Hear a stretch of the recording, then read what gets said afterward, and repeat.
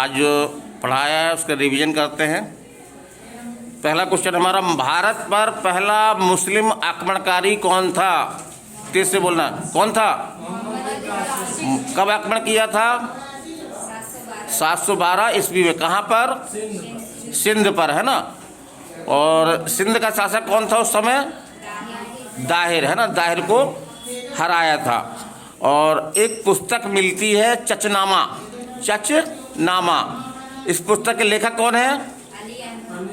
अली अहमद, है ना। और इस पुस्तक में हमको जो है वो भारत पर अरब आक्रमण के बारे में जानकारी मिलती है। ठीक है, चलिए अगला क्वेश्चन हम देखते हैं कि महमूद गजनवी ने भारत पर पहला आक्रमण कब किया? 1000 ईस्वी में। और कहाँ पे किया? तो पंजाब के सीमावर्ती क्षेत्रों में। और वहाँ का शासक कौन था आपका? जयपाल। वहाँ का शासक कौन था आपका? जयपाल। चलिए क्वेश्चन बताइएगा, मोहम्मद गोरी का, है ना, वो महमूद गजनवी का सबसे महत्वपूर्ण आक्रमण वो था आपका सोमनाथ मंदिर पर। सोमनाथ मंदिर कहाँ पर है? और आक्रमण कब किया था? 1025 में। और वहाँ का शासक कौन था उस समय?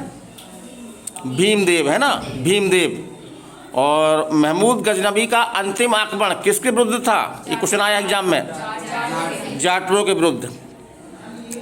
और एक पुस्तक है, एक विद्वान थे आपके फिर दोषी, है ना। ये किसके साथ भारत आए थे? महमूद गजनवी के साथ, है ना। और इन्होंने एक पुस्तक लिखी है, उस पुस्तक एग्जाम में बहुत पूछी जाती है। उस पुस्तक का नाम शाहनामा। शाहनामा कैसे याद करेंगे इसको? Very good. शाहनामा फिर दोषी, शाहनामा फिर दोषी, है ना, साबित हुआ। अब हम बात करते हैं मोहम्मद गोरी की। मोहम्मद गोरी कहाँ का शासक था? गौर का, है ना। गौर जो है वो एक छोटा सा पहाड़ी क्षेत्र था, वहाँ का ये शासक था। और इसने पहला आक्रमण कब किया? 1175 में। कहाँ पर? 1175। और कहाँ पे है ये? कहाँ पे किया? मुल्तान एवं सिंध पर, है ना। और इसको पहली बार बुरी तरह से किस शासक ने पराजित किया था? भीम द्वितीय ने। भीम द्वितीय ने। पाटन का ये शासक था, पाटन, है ना। पाटन गुजरात में है, वहाँ का शासक था भीम द्वितीय। उसने जो है वो इसको बुरी तरह से पराजित किया।